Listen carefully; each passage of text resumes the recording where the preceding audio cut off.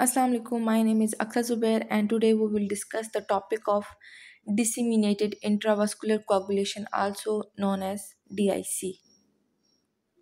Disseminated intravascular coagulation is a complex and life-threatening condition in which systemic activation of coagulation cascade occur. This leads to widespread fibrin deposition in small and medium-sized blood vessels, resulting in microthrombosis. Paradoxically, this procoagulant state is accompanied by the consumption of platelets and coagulation factors, which can lead to severe bleeding. DIC is not a primary disease but rather a complication of various underlying conditions.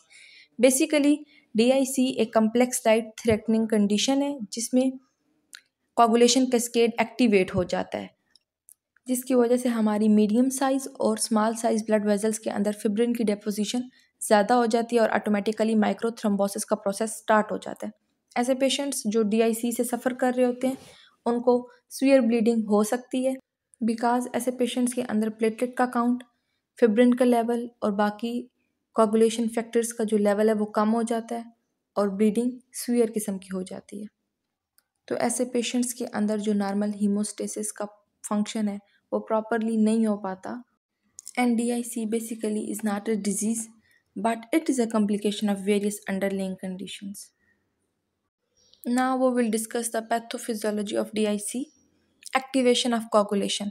Tissue factor activates the extrinsic pathway of coagulation cascade leading to the generation of thrombin. Thrombin then convert fibrinogen to fibrin, forming microthrombi throughout the vasculature.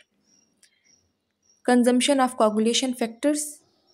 Widespread activation of coagulation consumes clotting factors like fibrinogen, prothrombin, factor 5, and factor 8, and platelets, leading to deficiency of these essential components for normal homeostasis.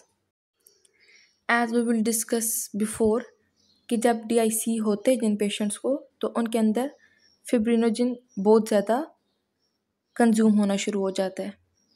Then activation of fibrinolysis occur.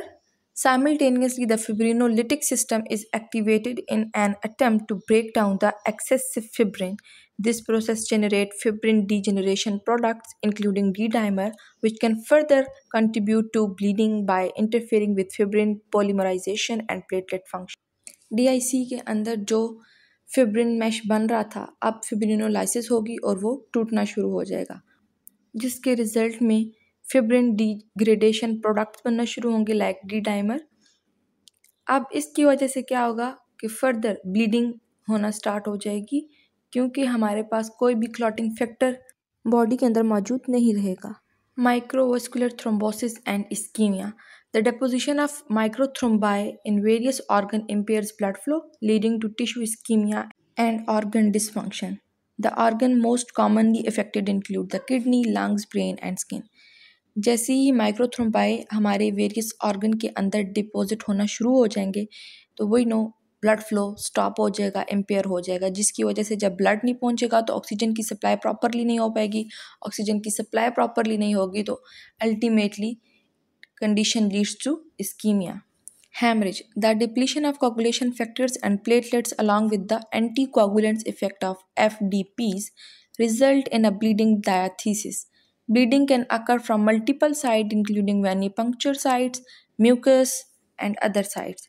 And we will discuss before that the patient with DIC also suffers severe bleeding because the platelets, the fibrin, and other clotting factors are consumed already and they are not free to stop the bleeding and not available to perform the normal hemostasis function of the body. Let's see the etiology or causes of DIC. The first one is sepsis. Infection is the most frequent trigger of DIC, particularly gram negative bacterium. Sepsis actually infection को कहते हैं और वो infections जो हमें gram negative bacterium की वजह से होते हैं वो ज़्यादा ट्रिगर करते हैं DIC को. The second one is trauma. Severe tissue injury specially head trauma and Burns can release tissue factors into the circulation. And now we will discuss some diseases that can trigger DIC. First one is malignancy. Certain cancers such as acute promyelocytic leukemia and metastatic solid tumors are associated with an increased risk of DIC. Obstetric complication conditions like placental abruption, amniotic fluid embolism, can trigger DIC. Vascular disorders, large aortic aneurysm, and Kasabash-Merritt syndrome can be associated with DIC. So tumour भी काज कर सकता है DIC को, किसी तरह की भी obstetric complication भी DIC को ट्रिगर कर सकती हैं। कोई भी वस्कुलर डिसऑर्डर है किसी पर्सन को, उन लोगों को भी DIC हो सकता है।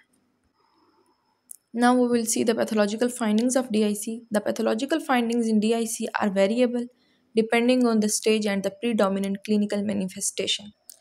The very first thing that we will see is microthrombi. Widespread fibrin thrombi can be found in microvasculature of various organs upon autopsy. These thrombi can lead to ischemic changes such as infarction and necrosis.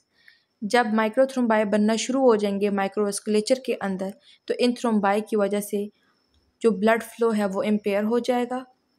जब blood flow properly नहीं हो पाएगा तो oxygen की delivery properly नहीं होगी, जिसकी वजह से इस्कीमिया होगा। अब इस्कीमिया कंडीशन अगर 20 मिनट से प्लस चली जाती है तो इन्फ्रैक्शन और नेक्रोसिस हो सकती है।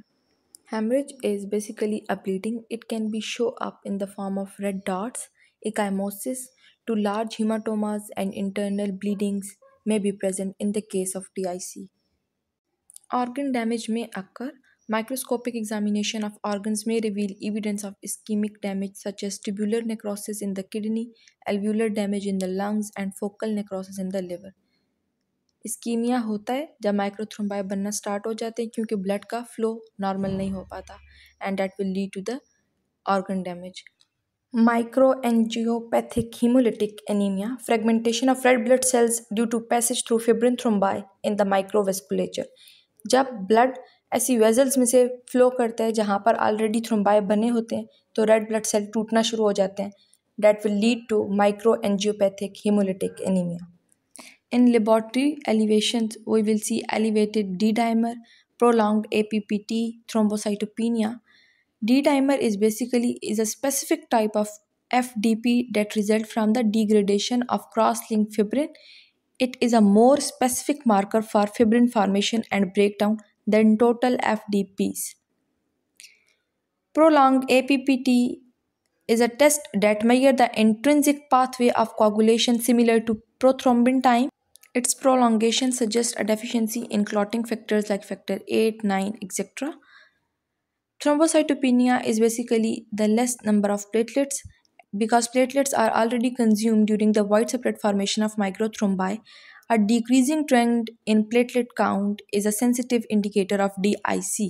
Because a huge number of platelets is already used in the formation of thrombi in DIC. Treatments include treating the underlying cause, and it is the most critical step, identifying and effectively treating the condition that triggered DIC. Like अगर किसी patient को sepsis की वजह से DIC हुआ तो हम antibiotics के थ्रू उस चीज़ को ठीक कर सकते हैं, किसी को ट्रॉमा की वजह से हुआ तो थ्रू सर्जरी ठीक कर सकते हैं, किसी को मैलिग्नेंसी की वजह से तो थ्रू कीमोथेरेपी हम इस चीज़ को ठीक कर सकते हैं। Blood product transfusion, platelet transfusion करवा सकते हैं ताकि जो ब्लीडिंग का रिस्क है उसको रिड्यूस किया जा सके। Fresh frozen plasma also transfuse cryoprecipitate to increase fibrinogen level, especially in bleeding patient with low fibrinogen. Red blood cell transfusion to maintain oxygen carrying capacity in case of significant blood loss. And that's all for the topic. Thank you.